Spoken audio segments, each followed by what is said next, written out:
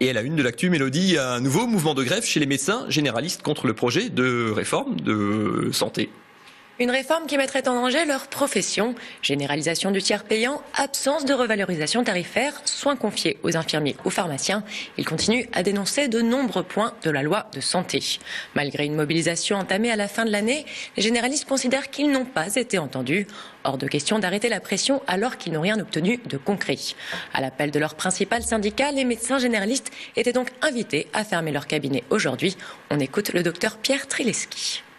On est un peu désolé parce que notre attente de médecins généralistes d'avoir enfin la médecine générale qui reprend de la place, sa place dans les soins primaires, à l'endroit du parcours de soins, elle n'est toujours pas satisfaite. Le ministère ne bouge pas d'un poil sur ce que nous revendiquons, en laissant penser que tout ce qu'on veut, c'est une augmentation de nos ressources et c'est qu'on serait opposé au tiers payant. Ce qui n'est pas vrai.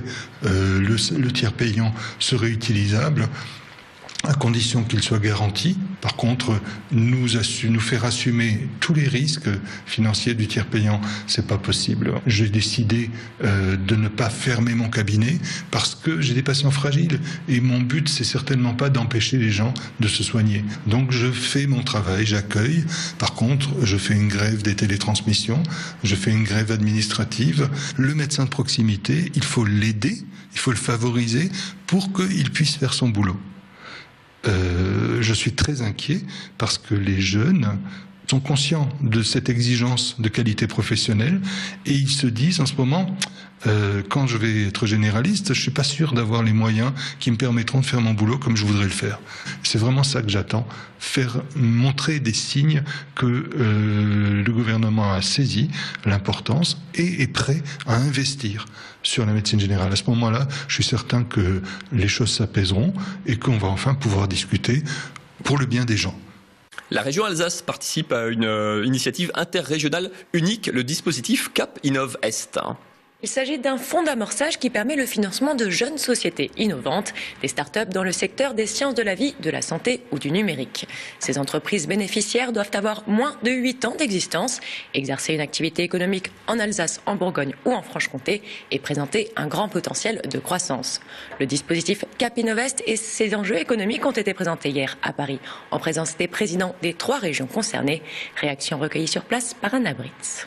C'est de la participation au fonds propre et donc les entreprises, quand elles se développent, le moment venu, elles remboursent tout simplement ce qu'on a mis dedans avec un peu des bonus supplémentaires. Donc c'est de l'argent qui évidemment n'est pas perdu, c'est de l'argent qui revient le moment venu à la collectivité. Pour ce que met la collectivité, c'est l'État qui met au travers du commissariat général à l'investissement, au travers de la BPI, mais on le fait aussi avec des partenaires privés que sont EDF, que sont par exemple les banques. Ça va nous permettre de passer une étape fondamentale, c'est-à-dire qu'aujourd'hui on a un produit, on a une technologie et maintenant il faut qu'on la mette à disposition du marché. On va le faire sur un business model qui est complètement innovant dans ce secteur-là, puisqu'on va aller vers un business model IT avec des notions de software as a service, c'est-à-dire de services en ligne, de paiement à l'analyse en ligne, donc des outils très simples à utiliser, accessibles au plus grand nombre. Et on n'aurait jamais pu lancer cette phase de commercialisation sans un fonds comme Cap Innov Est. S'il y a eu Cap Innov Est, on saurait, parce qu'aujourd'hui nous sommes 11, on serait obligé de diminuer pour maintenir la cape et pouvoir développer grâce au chiffre d'affaires, entre guillemets, avec les clients que nous avons plutôt côté l'Allemagne et côté Suisse. C'est vrai que leur présence est extrêmement importante pour pouvoir justement garder, en même temps, renforcer l'équipe, parce que nous avons encore avoir 2 autres personnes qui cette année vont rentrer dans l'équipe pour pouvoir répondre aux besoins d'une part des clients et développement technologique. J-15 avant le carnaval de Mulhouse du côté des organisateurs. Évidemment, c'est l'effervescence des derniers préparatifs. Durant 3 jours, toute la ville va se transformer pour laisser place aux confettis, masques et autres chars multicolores. Une fête qui rassemble petits et grands pour fêter la fin de l'hiver. Cette 62e édition du carnaval de Mulhouse s'articulera autour du thème du cirque. Parade, animation et chapiteaux doivent être fin prêts d'ici le fin février. Dans les ateliers, l'agitation est à son comble pour organiser ce grand événement. Reportage de notre correspondante orinoise Émilie Jaffrat. Le compte à rebours est enclenché. Dernière ligne droite pour les associations et bénévoles du carnaval de Mulhouse. Il ne leur reste plus que 2 petites semaines pour terminer leur char. Lion, clown, trapéziste, le cirque est le thème de cette 62e édition. C'est un sujet un peu facile, dont il y a beaucoup de couleurs, ça sera riche en couleurs et c'est pas trop difficile pour chercher quelque chose sur le cirque. Et le résultat est là, je le sais que le résultat est là. J'espère que les Mulhousiens et Mulhousiennes, même des environs, ils jouent le jeu, ils viennent déguisés en clown ou n'importe, hein. Mais en cirque, tout ce qui est relatif au cirque. Et puis avec les camps qui courent, donner un peu de joie et de gaieté aux gens, aux personnes, ça fait pas de mal. Si l'événement dure 3 jours seulement, préparer un carnaval, c'est le travail de toute une année. Gaston est bénévole depuis 10 ans. Des anecdotes, il en a à l'appel, comme la roue à eau l'an dernier, qui avait fini par ne plus tourner à cause des confettis venus coincer le mécanisme. Gaston passe son temps à dépanner. Il fixe un personnage par-ci, découpe des étoiles par-là. Ancien menuisier de métier, ce bénévole sait tout faire. Il donne des coups de main à droite à gauche et élabore de beaux chars. C'est un passe-temps. Ouais. Et puis comme je suis à la retraite, plus ou moins on a le temps. Et puis ça fait plaisir à certaines personnes de voir que les chars ils avancent pour construire les chars déjà. Parce que actuellement le bénévolat, c'est pas trop. On n'arrive pas trop à trouver les jeunes. Les jeunes, ils s'intéressent plus, de toute façon. Des étudiants, des sportifs, des retraités, des enfants, tout ce petit monde a élaboré son propre char. 20 sont réalisés ici à Mulhouse. Coup d'envoi du carnaval le vendredi 20 février avec la remise des clés. Les festivités se poursuivront les 21 et 22 février. Et pour se mettre dans l'ambiance, les femmes sont à l'honneur vendredi soir avec le Bibalafritique Carnaval à la Cité du Train réservé à ces dames. Le carnaval de Mulhouse, un événement qui réunit jusqu'à 80 000 personnes. Allez, on va terminer ce JT par une page sport et une page handball, alors que le handball français est à la fête depuis le titre de champion du monde décroché dimanche au Qatar. Ça va un peu moins bien du côté de Célestat, côté championnat de France. Les Alsaciens sont relégables, ont passé les fêtes de fin d'année et le début d'année à l'avant-dernière place du championnat. Jean-Luc Le Gall, leur entraîneur, a été remercié en début de semaine. Son successeur a été dévoilé aujourd'hui. Il a d'ailleurs dirigé son premier entraînement cet après-midi qui vient de se terminer à l'instant. On retrouve sur place à Célestat Anna Britz au CSI.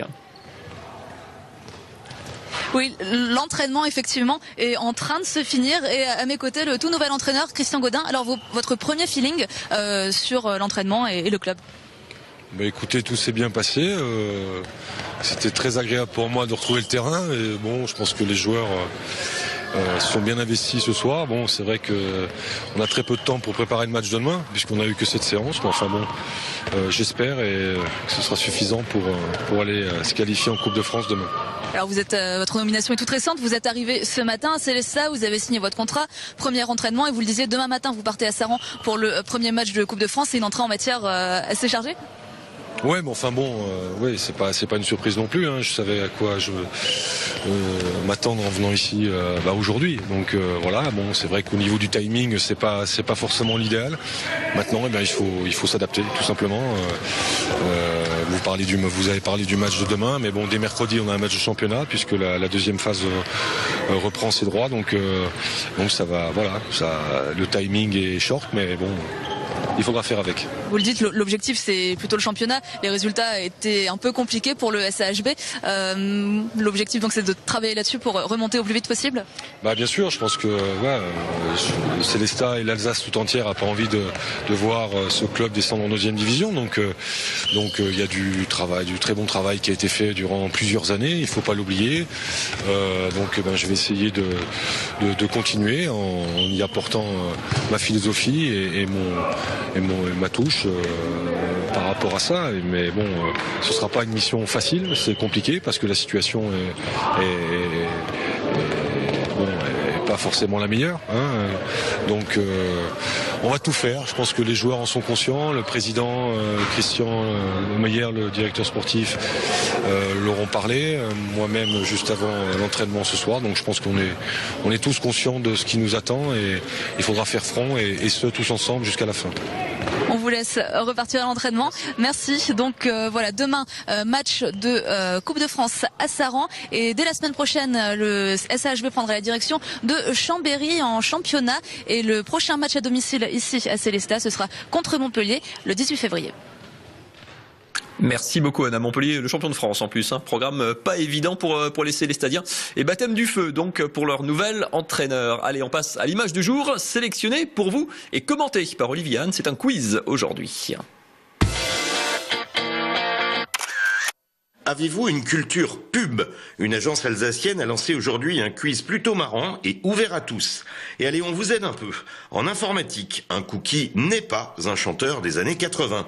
Et un buzz n'est pas le résultat d'un croisement entre une buse et un zèbre. En plus, vous pouvez gagner un magnifique séjour avance et même des coffrets d'un traiteur alsacien. Au moins 2 bonnes réponses, c'est pas mal. C'est toujours mieux que rien. Les Marie Grotzinger, la suite, c'est évidemment la météo. Je ne vous le cache pas, ça caille. Embarquez pour une croisière dans la vallée du Rhin romantique. Profitez sans plus attendre de nos offres spéciales sur www.croisieurope.com ou dans votre agence de voyage habituelle.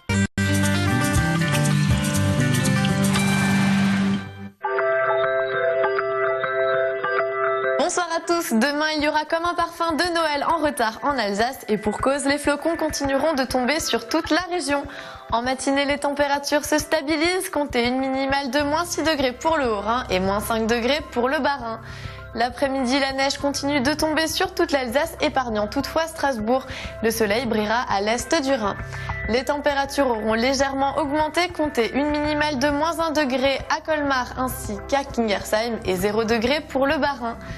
Samedi, on commencera le week-end sous le soleil. Les températures moyennes seront de -2 degrés pour le Bas-Rhin, comptez -4 degrés dans le Haut-Rhin et dans le bas du Wurtemberg et -3 degrés pour le nord de la Suisse. Demain, nous serons le vendredi 6 février 2015. Nous fêterons les Gastons.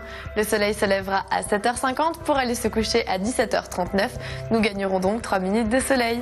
Je vous souhaite un excellent moment sur Alsace 20.